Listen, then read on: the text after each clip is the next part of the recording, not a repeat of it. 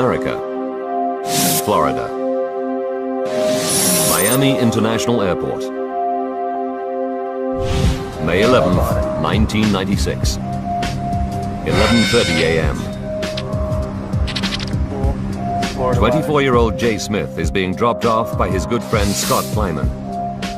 Jay is on his way home to Montgomery, Alabama. Don't forget to say hi to your parents, okay?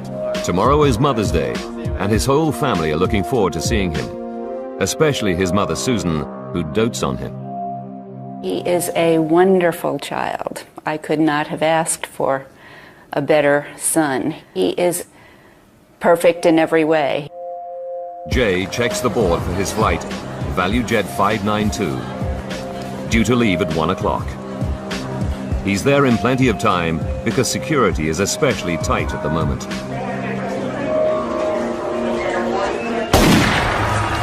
The 26th Olympic Games start soon in Atlanta, and already the FBI have arrested right-wing militants and discovered hordes of bomb-making equipment.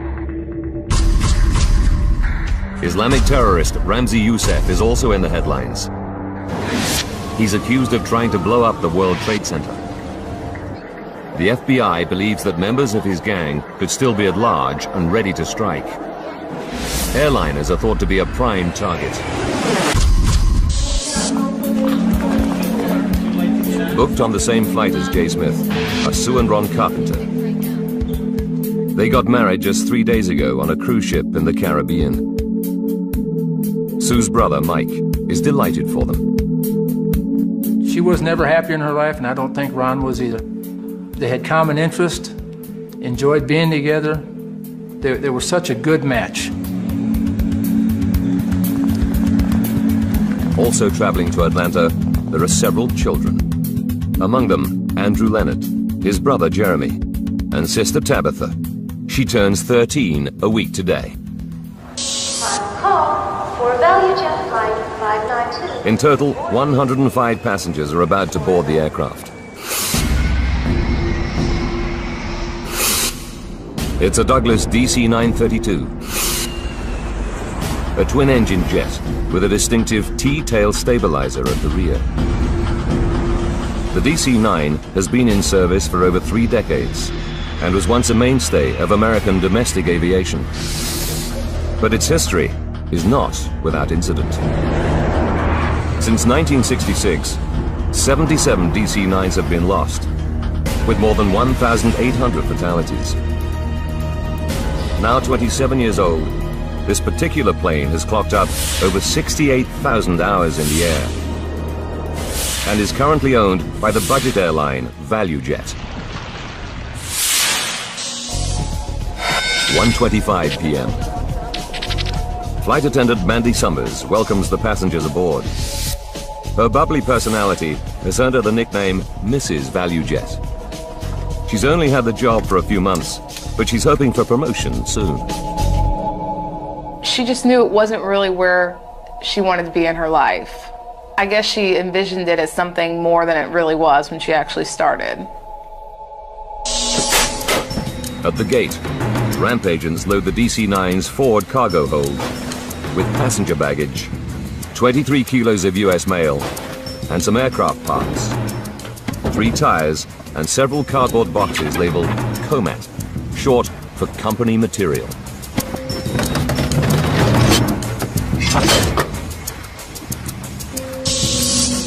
In the cockpit this afternoon is Captain Candlin Kubek.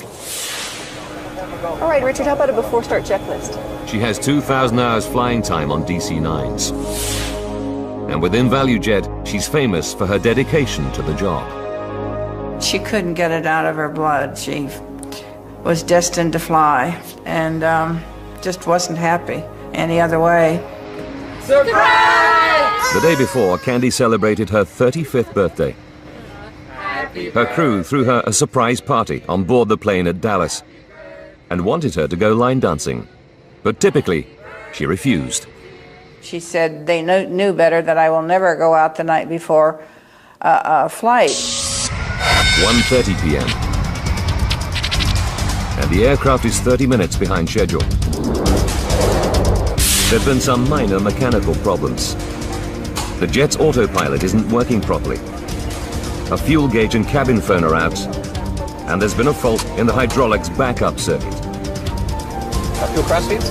Checking through the systems is First Officer Richard Hazen. He's an Air Force veteran with 20 years of aviation experience behind him. Faulty equipment is not an unusual state of affairs at ValueJet. The carrier sells low-cost airfares using old planes bought from around the world. Its fleet is among the oldest in America, averaging 26 years. And there have been recent incidents. Just under a year ago, an engine exploded on another DC-9 while it was on the runway at Atlanta. 7 people were injured by flying debris, and the Federal Aviation Administration has the carrier under investigation. 1:32 p.m. Opa-locka Airfield, 16 kilometers from Miami International. Daniel Mulhaupt and his friend Rick Delisle get ready for a pleasure flight in Daniel's Piper Arrow light aircraft. 1:41. Mechanics can't fix the autopilot before the flight, so the flight crew disengages. The other faults are not serious, and the plane is ready to go. Set pressure normal. Captain Kubek and First Officer Hazen go through their final pre-flight checks, preparing for takeoff. 1:44 p.m. After 44 minutes delay, ground control finally clears Flight 592, call sign Critter, for takeoff. Florida 592, you're clear to Atlanta by the Miami 7. Clear on your side? Clear right. All right, clear over here on the left. Now the flight crew begin to taxi the 48-ton plane towards the runway and wait for their takeoff slot. 2:03. 63 minutes after the scheduled departure time, the DC-9 begins to accelerate down the runway. And Captain Kubek gently eases its nose upwards. At last, Flight 592 is on its way. For now, we ask that you just sit back, relax. Lead flight attendant Jennifer Stearns makes the customary reassuring announcement to passengers. Captain Kubek puts the plane into a climb, heading for its cruising altitude of 10,500 meters. 952 departure. Jay Smith and his fellow passengers sit back, relax, and prepare for the 92-minute flight to Atlanta.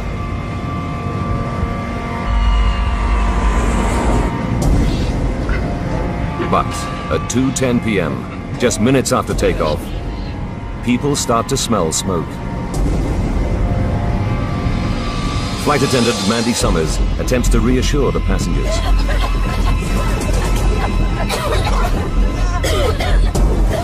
But the temperature is rising, and the smoke is getting thicker by the second. ValueJet Flight 592, with the carpenters, Jay Smith, and 107 other passengers and crew aboard, is in serious trouble. 2:11 p.m., the situation is getting worse on board the DC-9 bound for Atlanta. Smoke is rising from the cabin floor, and it's getting thicker. At the same time, there's a problem in the cockpit. The pilots hear a loud bang on their headphones. What was that? I don't know. They know there's a problem with the plane's electrics because the battery charger has activated, trying to restore power. We're losing everything. Then smoke starts to seep into the cockpit. Critter 592, we need a meter return to Miami International. Turn left, heading 270. Descend to maintain 7,000. What kind of problem are you having? It's clear something is badly wrong. Cockpit and there's smoke in the cabin. 3 kilometers away, Daniel Mulhaupt is at the controls of his light aircraft. He sees a large jet making a turn. We're flying along, and around my 10 o'clock position, I saw an aircraft maneuvering along the canal. 2:11 and 30 seconds. On board the DC-9, Kubek struggles with the aircraft. It seems as if the controls are no longer responding normally. In the cabin, the temperature is rising. Flight attendant Jennifer Stearns bursts into the cockpit. She's desperate to know why the pilots have not lowered the passengers' oxygen masks. We need oxygen. We can't get oxygen back there. Jen, we can't do it. Can't do the mask. The pilots refuse. They realize they're not going to make it back to Miami and desperately ask for the nearest airport instead. We need vectors to an immediate. And Critter 592, next to your nearest runway. From his position in the light aircraft, it's obvious to Daniel Mulhaupt there's a crisis unfolding before his eyes. This guy is out of control. 2:13 p.m. On the canal below, Chris Osceola is out fishing with his uncle Sam Nelson when he sees the DC-9. Hey Sam, look at this plane. The aircraft swoops just a few hundred meters over the two fishermen. I don't see flames, I don't see smoke, the landing gear's up. He's doing some odd maneuvers out here. 2:13 and 34 seconds. On board the stricken plane, the passengers and crew have passed out.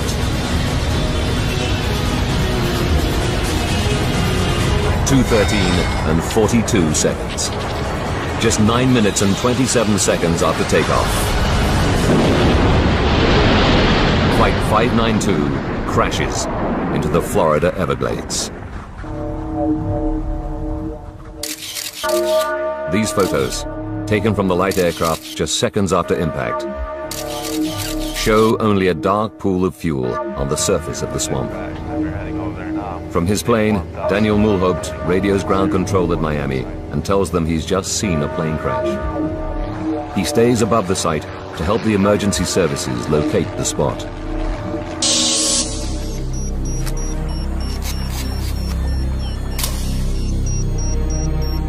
Fisherman Chris Osceola also takes a photo. When the two men climb to the top of a levee, everything is eerily quiet. The swamp has simply absorbed the 48-ton aircraft. And not to see anything at all, or hear anything. I mean, it was just, you hear birds chirping, you know, but you could smell the jet fuel.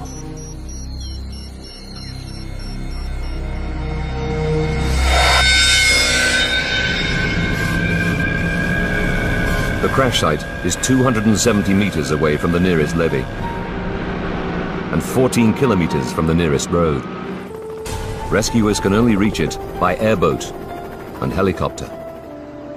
They're confronted by a horrifying scene.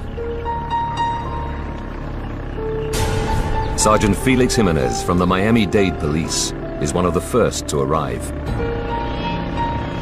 As we got closer to the crash site, I could determine that there was an aircraft that crashed, but it was all in very small pieces. Good evening. Well, if you've been with us through the afternoon, you know that there has been a terrible air crash just northwest of Miami International Airport. A ValueJet DC-9 with 109 passengers and crew bound for Atlanta went down in the Everglades at mid-afternoon. As the networks get hold of the story, searchers continue to look for survivors until the light fails. It's a hopeless task. We have not so far been able to find any victims, any survivors, any bodies. Within hours, the dreadful news begins to reach the relatives. Susan Smith discovers the terrible truth about her beloved son in a phone call. There was horrible screaming, and I realized that it was my daughter. She told me that a plane had gone down coming from Miami. And at the moment she told me that, in my heart I knew that it was the plane that Jay was on. Jay Smith, on his way home for Mother's Day, has had his life cut short before it could really begin. At her home near Atlanta, Georgia, Captain Kubek's mother, Marilyn, also gets the dreadful call. I really threw myself on the floor and beat the floor in despair. This just can't be true. I'm having a dream, a nightmare. This is not real. Just one of the children to die, Tabitha Leonard, is killed just a week before her 13th birthday. With despair come demands for an explanation. Why did Flight 592 plummet from the sky just minutes after takeoff? Why were two such experienced pilots unable to save the plane?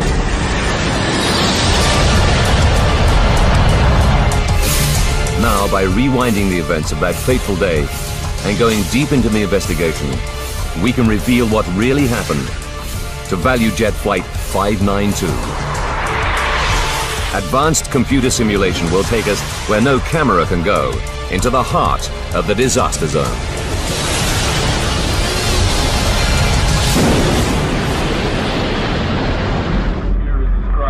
1,500 kilometers to the north, in Washington, D.C., National Transportation Safety Board expert Greg Feith watches the news from Miami.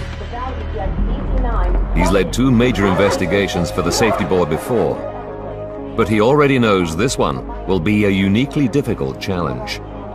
As I was running around my house packing to leave and having all the TVs on and they were showing aerial views of the accident site, all I could wonder as an accident investigator is how am I going to conduct this investigation when I don't see any visible wreckage? As Greg assembles the Safety Board's rapid response team, an NTSB official captures the scene with a home video camera. Just 2 hours after the loss of Flight 592, they're en route to Miami and fly over the crash site on the way. It's a sobering sight. Definitely not a lot of anything out here. With over 800 DC-9s in service, finding out just what happened is a matter of urgency. But with a crash site like this, Greg knows he'll have to build up a picture of what happened, piece by painstaking piece. All the information that you get, all the evidence that you develop is equal until such time is that the storyline, the facts support a particular storyline. The hole in the swamp is 40 meters long and 12 meters wide. Wearing special biohazard suits to protect them from spilt aviation fuel, searchers walk shoulder to shoulder, combing the murky water. But the swamp proves almost impossible to penetrate. Beneath the water lies a thick layer of matted vegetation. Sawgrass cuts and tangles the searchers as they try to move forward.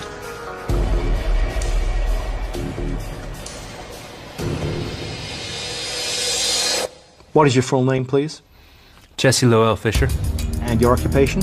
As the search for clues gets underway, Safety Board experts make it a priority to interview the last person who spoke to Flight 592. What is your date of birth, please? Air Traffic Controller, Jesse Fisher. Climb and maintain 7,000. They discover that the crew had reported smoke on board minutes before the crash. Smoke suggests one thing loud and clear: a fire somewhere on the plane. So the focus now becomes what's the origin of the fire that would create enough smoke for the crew to not only notice it, but have to report it. One answer could lie in ValueJet's all-too recent history. Could this be a repeat of the 1995 incident? Could some kind of engine failure have led, even indirectly, to the loss of a second aircraft within a year? It's a frightening prospect. ValueJet alone have 47 other DC-9s in their fleet. Could they all have faulty engines? Perhaps thousands more passengers are at risk. Conditions at the site where ValueJet 592 crashed are hazardous. There's a constant threat from alligators, attracted by the search activity, the wreck, and its contents. Armed guards are deployed to keep the predators away. To make matters worse, the airboats and search teams are stirring up the silt layer, reducing visibility below the water from just a few centimeters to zero. Then, in an attempt to see through the murky water, the team brings in ground-penetrating radar. They make a depressing discovery. Below the water level is a thick layer of mud, and below that, 2 meters down, is solid limestone. The plane has smashed into thousands of pieces as it hit the rock below.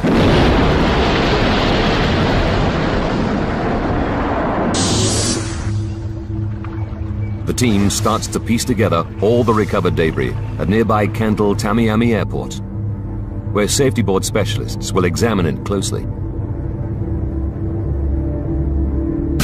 But early analysis of the engine wreckage offers little hope of an easy answer. Plane debris, sawgrass and swamp mud have become buried deep in the engine casings. Greg Feith knows that this is only likely to happen if they were working normally on impact. While he can't rule out some sort of engine malfunction, it's looking less likely as the cause of the crash. Solving the mystery will require all the experience the NTSB have to offer. So senior board members like John Golia, a DC-9 expert, are drafted in. Even for him, the huge loss of life is hard to accept. You still feel the pressure on your emotions, knowing that 110 people have died right in this area where you're working, where you're recovering pieces. And it does eat on you. For all the investigators, the search for clues is a grim task. Every time I went out to the accident site, knowing that there were a lot of children on this flight, and you see the remnants, it was very emotionally, it's very heart-tugging. It was very, very difficult every single day. Gradually, the relatives and public learn the full horror of the tragedy. When you go through something like this, you would give anything to have those people back in your life. I can remember seeing those images of the crash, and it tore me apart. I tried not to cry in front of my mother. I would go in the shower at night and just sob. Slowly, sections of the DC-9 begin to take shape on the floor of a hangar. The investigators painstakingly recover, decontaminate, and identify thousands of pieces. There are two parts that would help the investigation more than any other: the flight data and cockpit voice recorders. But the black boxes, as they're often called, remain stubbornly hidden in the swamp. Without them, it would have made the investigative process very difficult because they were going to provide us with a lot of information. The team carry on regardless and find that even without the black boxes, the wreckage in the hangar does begin to yield useful information. Metal seat frames have melted. Carpets and fuselage coverings have burned intensely. It becomes clear that the smoke that First Officer Hazen reported has indeed come from a devastating fire, one hot enough to melt aluminium. They estimate temperatures in the cabin area must have reached at least 815 degrees Celsius. But even for DC-9 expert John Golia, the source of such an inferno is a mystery. We knew that there was an intense fire. What that meant, how that happened, was eluding us. Then, as one of the police teams fans out across the muddy pools of swamp water, an officer steps on something solid. A moment captured on camera. It's the FDR, or Flight Data Recorder, a major find. Damn, we got a box. If the box survived the crash intact, it'll provide the team with key technical data from the flight, including airspeed, altitude, and the plane's movements in the air. Crucially, it'll tell them whether the plane's engines failed. But when technicians and officials at NTSB headquarters in Washington get their first look at the flight data recorder, they're not optimistic. This flight data recorder took a severe hit, and when we first saw it in the laboratory, we had great concern that we were not going to get the data off of it. While they wait, the NTSB team consider a new, sinister option. The fire was so sudden and the loss of control so complete that a bomb has to be a possibility. Will the United States have to tell the world that terrorists are active in the southern states? Greg Feith must find the secrets to the crash of Flight 592. What could have happened to an ordinary DC-9 on a routine flight to Atlanta? Might this vast swamp be the scene of a crime? One of the things that we need to identify is whether this is a pure accident or an intentional act. If it's an intentional act, that means it's criminal. Islamic extremist Ramzi Youssef is awaiting trial for the first bombing of the World Trade Center and plotting to blow up American planes. But although Youssef is no longer at large, other terrorist cells continue to present a threat. In this period of time, we also had a new element to be concerned with, and that was the continual intelligence briefings that we had been receiving about threats to aviation in the United States. Robert Starr, leader of a group calling itself the Militia at Large of the Republic of Georgia, was arrested 2 weeks ago. Seized as part of the operation were dozens of pipe bomb components. With the Olympics so close, a major airline bombing would be just the type of attack needed to spread fear and anxiety at the Games. Working closely with FBI agents at the scene, investigators send samples of debris from the crash crater to an FBI lab. There, they'll be analyzed for traces of explosives. It's a tense time for the investigators, but then comes a major step forward. After hours of delicate work, the NTSB's analysts have managed to extract the data from the damaged flight data recorder. The evidence is stark. The aircraft seems to have been suffering multiple mechanical and electrical failures for over 2 minutes. Even the FDR itself seems to have failed about 55 seconds before impact. But the safety board can now finally rule out engine failure as the cause of the disaster. The performance data on the FDR showed us that the engines were running. So far, they know there was a fast-burning and very hot fire, and that the engines seem to have been functioning on impact. But they have little else to go on. There are still many mysteries about Flight 592. If only they can find the second black box, the vitally important cockpit voice recorder, they might find the missing clues they so desperately need. The flight data recorder won't tell us what was actually happening in the airplane. The cockpit voice recorder could give us a clue as to what the origin of the fire was, because the crew would have been talking about the things that were taking place. As the salvage teams continue to search the swamp, the investigators look for clues elsewhere. They know that ValueJet is under investigation over its poor safety and maintenance record. There were problems with this ValueJet operation virtually every week before the accident. There was a real concern that was ValueJet shorting on maintenance. Were they doing things in the interest of money rather than safety? That was a very big concern throughout the process of this accident investigation. Greg and his team examine the plane's recent fault history. Can they find the answer to the crash here? Sure enough, they discover the DC-9 did have several problems prior to takeoff, and that the plane had been delayed as a result. They find that the plane's autopilot had been malfunctioning for 2 days. The pilot's log states that when engaged, it made the plane pitch up and down. Mechanics tried to repair it, but failed. So 592's crew followed standard procedure and flew in manual mode instead. The team also discovered that the fuse for the hydraulic backup system blew, but this time mechanics did manage to repair it. Although it seemed a promising lead, they can find nothing in the maintenance log that explains the crash. It was clear that singly or collectively, none of those would have caused a fire on the airplane. Then, the results come back from the FBI lab, and the investigators, the organizers of the Olympic Games, even the federal government can breathe a sigh of relief. This was not an incendiary type device or an explosive type device. That put the fear aside for us as investigators that we were going to be looking at it from a different perspective. They can now rule out a terrorist attack as the cause of the crash. But Faith is still no nearer to solving the mystery.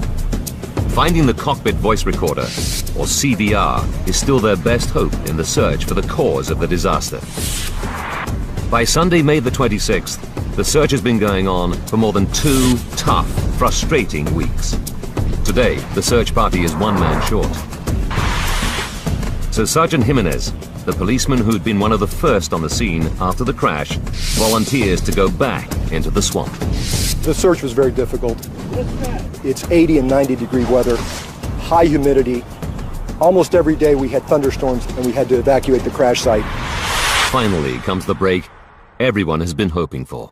I said a very short prayer, and as soon as we resumed the search, I stuck my probe in the water, and I knew I had hit metal. I reached down, followed the probe, and pulled out the CVR. It's not just the policeman's prayer that's answered. It's also a major turning point for the team. The voice recording gives the investigators a chilling insight into the last moments of the crew. First, they discover that Captain Kubek and her co-pilot Richard Hazen knew they had a problem at 2:10 p.m., 6 minutes into the flight, when they heard a strange noise on their headphones. What was that? I don't know. We got some kind of electrical problem. Then the plane's battery charger kicks into life. Battery charger's kicking in. We're losing everything. It's another clue. The battery charger would start if there was a loss of electrical power. Could an electrical fault have caused the fire? After all, the DC-9 was 27 years old and carried kilometers of cabling.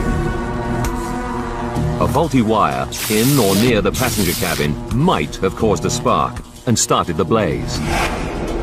It's a long shot because pinpointing such a short circuit is extremely difficult.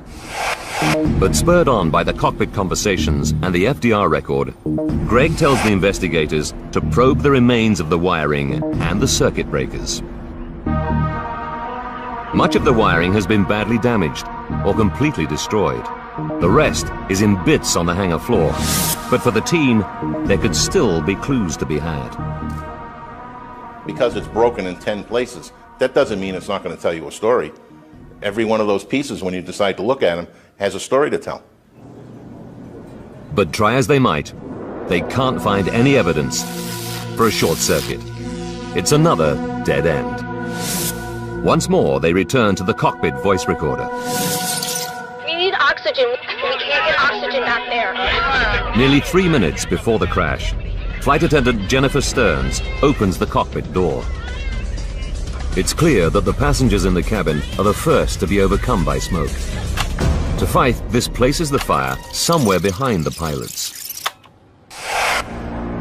The investigators at Kendall Tamiami concentrate on the area around the jet's passenger cabin. What they discover is shocking.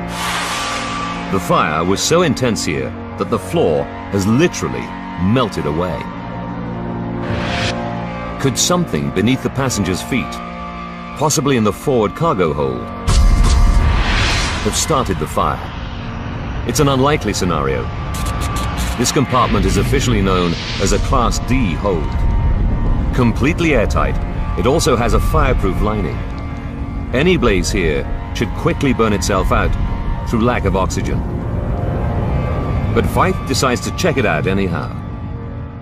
We had to go back to the manifest. We had to see what was in that forward cargo hold. The safety board studies the paperwork to see if the forward hold contained anything suspicious. It indicates that in the hold were 28 kilos of mail and some passenger baggage. But with a bomb or incendiary device already ruled out, investigators move on. The manifest also shows 2 consignments of aircraft parts in the compartment. Instantly, they see something suspicious. 3 tires from another DC-9. For transportation, tires should be filled with nitrogen and underinflated or they can burst. An oversight here could possibly be the cause of the disaster. But the records show that the ground crew followed correct procedure. Another promising lead has gone nowhere.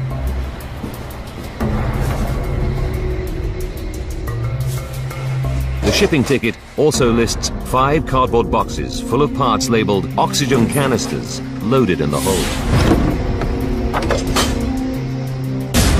At first, Greg and his team have no concerns. They think they're empty steel oxygen cylinders as fitted to many different kinds of plane. But then, the whole investigation takes a dramatic turn. These are not simply oxygen cylinders. In fact, they're chemical oxygen generators. Small metal canisters containing a volatile and potentially hazardous mix of compounds. Investigators are horrified. That changed the whole complexity and complexion of the investigation. When installed, the generators supply oxygen for passengers in an emergency. They're attached to a face mask with a thin rope that connects to a firing pin. If passengers pull down on the masks, the pin is released, starting a chemical reaction which produces oxygen. During use, the generator's surface temperature can reach 260 degrees Celsius. Could the spare generators housed in the hold have somehow activated and burst into flames? There's just one problem with this theory. The shipping ticket lists all the generators as empty, so they couldn't have been hazardous. Or could they? Investigators interview staff from ValueJet's maintenance company, Sabertech, based in Miami. They discover that the generators in the boxes on board Flight 592 had been removed from 2 McDonnell Douglas MD-82 jets because they were out of date. The rules for disposal are clear. They should either be activated and disposed of properly, or made safe by fitting small safety caps over the firing mechanism.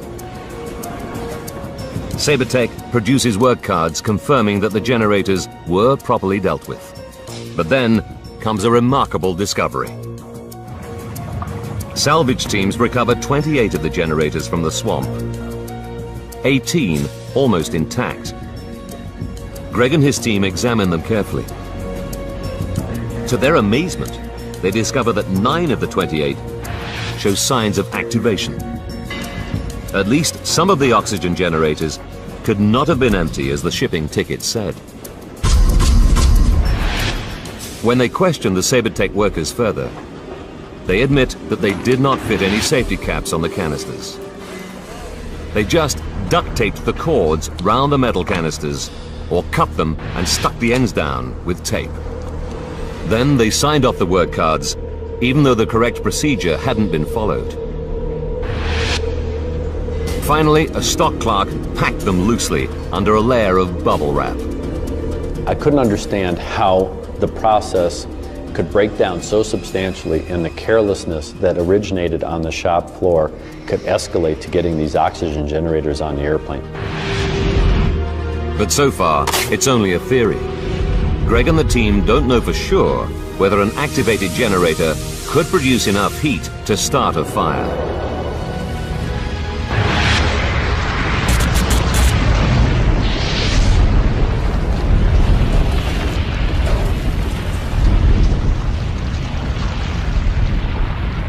At this point in time, nobody really had a good understanding of what happens when these oxygen generators start producing oxygen.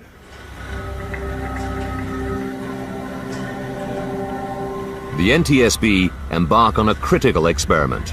They construct a replica hold at the Federal Aviation Authority's fire test facility near Atlantic City. Technicians place 28 generators in a box and cover them in bubble wrap. They pull a wire connected to the pin of one generator and retreat. They have high hopes, but the generator heat produces just a small fire and a little smoke. None of the other generators activates, and the box doesn't catch a light. Greg's theory doesn't seem to be standing up. That first test was discouraging. You tend to start to question, are we really going down the right road? With the public, the airline industry, and friends and families of 110 people pressing for answers, the NTSB are facing a crisis. The mystery of what downed ValueJet 592 is proving a tough nut to crack. Early results from the fire test facility suggest that the chemical oxygen generators simply don't create enough heat to start a fire. Greg and the team have to try again. They have no alternative. They repeat the test, but this time they copy the conditions in the hold more accurately. They use more generators, baggage, and an airplane tire. This time, the fire takes hold in just a few minutes. After 10 minutes, the roof of the test hold is at 1,100 degrees Celsius. A minute later, it's climbed another 430 degrees. 30 seconds more, and the temperature is too high to be measured accurately by the lab equipment. Then, after 16 minutes, comes a noise that provides the last clue. The tire in the recreation of the hold has burst. The oxygen generators did have the capacity to start and sustain a fire.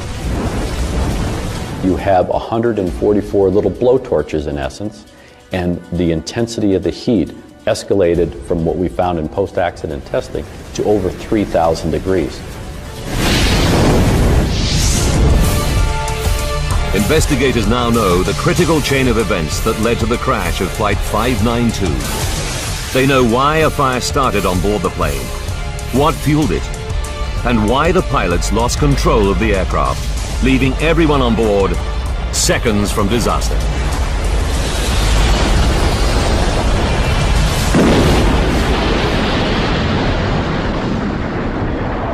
May 11th, 1996.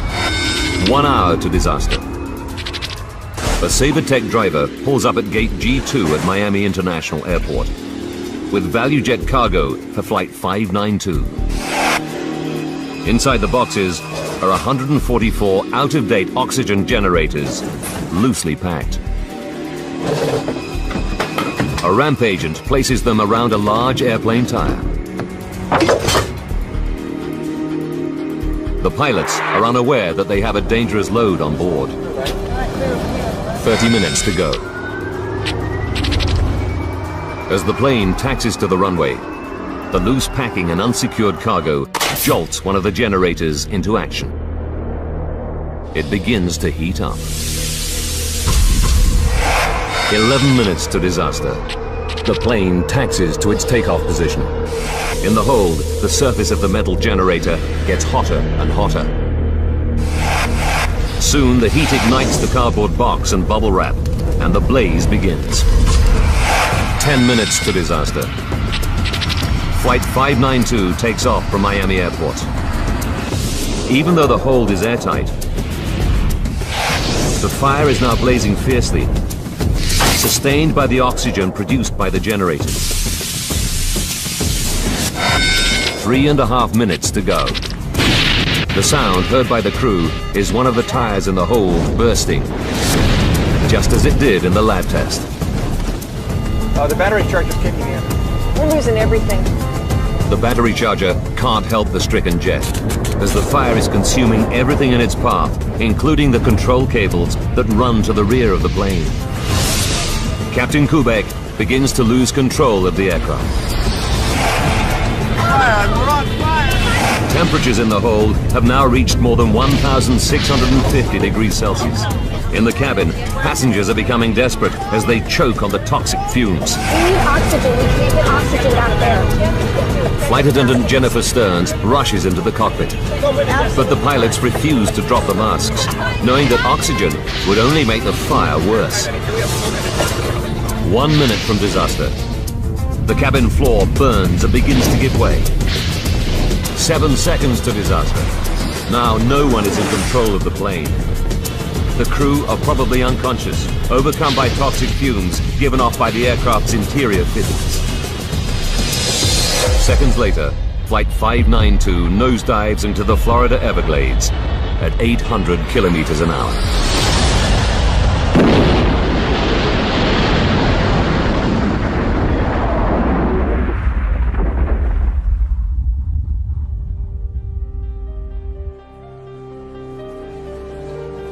Nearly 3 months after the crash, relatives hold a mass funeral for 48 of the victims, whose remains are interred together.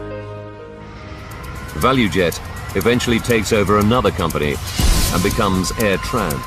Sabertech is fined $500,000 for its part in the tragedy, but goes out of business before the money is ever paid. Since 2001, fire detection and suppression systems have become mandatory. In the United States, it takes a dramatic event to move the regulatory authorities to change. And in this case, it took the loss of 110 people